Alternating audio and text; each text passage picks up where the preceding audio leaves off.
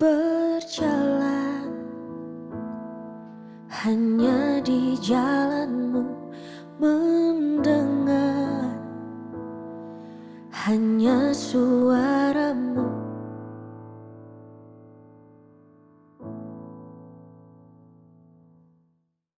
Puji Tuhan, saudaraku yang kasih, dalam nama Tuhan Yesus Kristus kita jumpa kembali dalam renungan kebenaran firman Tuhan. Saya yakin dan percaya hari ini menjadi hari yang indah di mana Tuhan masih mengizinkan kita untuk merenungkan kebenaran firman Tuhan.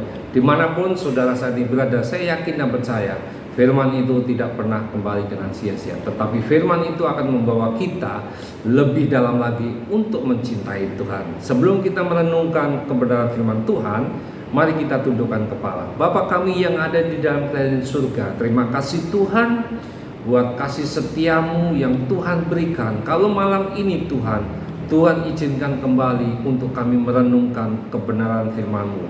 Urapi kami Tuhan, urapi saudara-saudara kami dimanapun saat ini berada.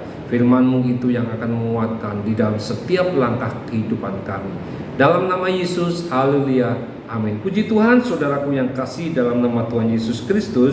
Mari kita membuka di dalam Ratapan 3, saudara. Ratapan 3 ayat yang ke-21. Di sana kita akan berbicara tentang pengharapan. Seringkali kita selalu berharap, tapi berharap kepada siapa? Sehingga pengharapan itu boleh memberikan kekuatan kepada kita.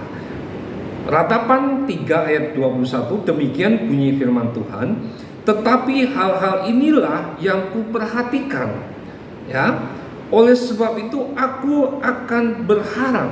Saudaraku yang kasih dalam Tuhan, di sini kita melihat bagaimana ratapan itu menulis bahwa berharap kepada Tuhan, bukan berharap kepada manusia. Kenapa? Kalau kita berharap kepada manusia, karena manusia memiliki keterbatasan. Sebab itu, saudaraku yang kasih dalam Tuhan, kalau kita melihat kembali, manusia itu tidak tahu apa yang akan terjadi besok.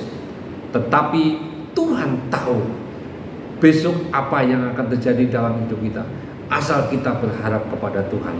Tetapi kalau kita melihat di dalam Yeremia, saudaraku yang kasih dalam Tuhan, Yeremia pasal 17 ayat yang 5, ya, di sana katakan, beginilah firman Tuhan, terkutuklah orang yang mengandalkan manusia, ya, yang mengandalkan kekuatannya sendiri dan yang hatinya, saudara yang kasih, jauh dari Tuhan. Firman Tuhan jelas mengatakan orang yang berharap kepada manusia itu akan terkutuk. Kenapa? Karena manusia dikatakan apa? Dianggap sebagai Tuhan. Tuhan yang sebenarnya adalah Tuhan yang tahu sampai di mana kemampuan kita, dan Tuhan tahu apa yang Tuhan kerjakan untuk kita. Sebab itu, saudaraku yang kasih, ia akan seperti semak bulus di padang belantara. Ia tidak akan mengalami datangnya keadaan kebaikan.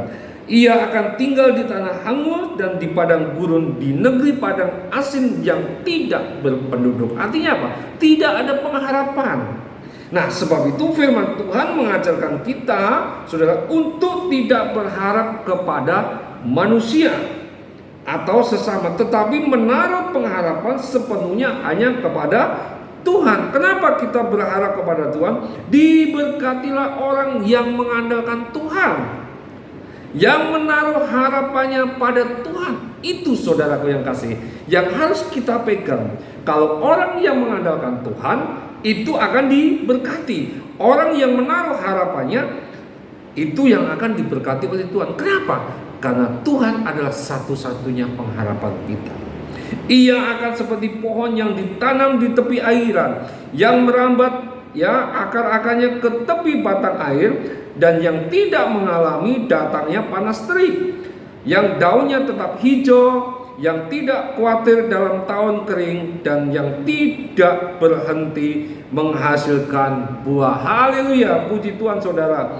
Di sini kita melihat, ya, bagaimana orang yang mengandalkan Tuhan.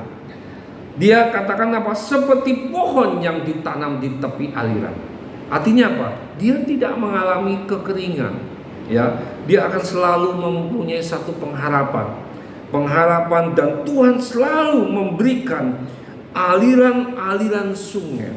Maka dari itu firman Tuhan katakan apa? Jangan berharap kepada manusia. Karena apa? Akan terkutuk. Dan manusia itu, saudaraku yang kasih dalam Tuhan, apa? Dia terbatas. Nah, kita harus berharap kepada Tuhan sepenuhnya, hanya kepada Tuhan. Sebab apa? Dia adalah penguasa tunggal. Sebab itu, saudaraku yang kasih dalam Tuhan, kalau di dalam Matius 5, saudara, kita membuka di dalam Matius 5 ayat 45, ya, di sana firman Tuhan dikatakan demikian, saudara. Matius 5 ayat 45 dikatakan, karena dengan demikian kamu akan menjadi anak-anak Bapa, ya. Matius 45 ayat 45 dikatakan, karena dengan demikianlah kamu menjadi anak-anak Bapamu yang di surga, yang menerbitkan matahari bagi orang yang jahat dan orang yang baik, dan menurunkan hujan bagi orang yang benar dan yang tidak benar. Dengan kata lain, Tuhan akan menerbitkan matahari, ya. Tuhan akan menerbitkan matahari bagi yang jahat dan yang benar, ya. Bukanlah Tuhan yang akan lebih memperhatikan anak-anaknya yang senantiasa berharap kepadanya. Nah, ini satu janji Tuhan. Maka dari itu firman Tuhan renungan pada malam hari ini mengajak kita apa? Untuk selalu berharap kepada Tuhan. Apapun yang terjadi, kalau kita mau menaruh harap kita kepada Tuhan, maka Tuhanlah yang akan bekerja. Dan kita akan mengalami kuasanya, mujizatnya, dan harapan-harapan itu nyata di tengah-tengah kehidupan kita.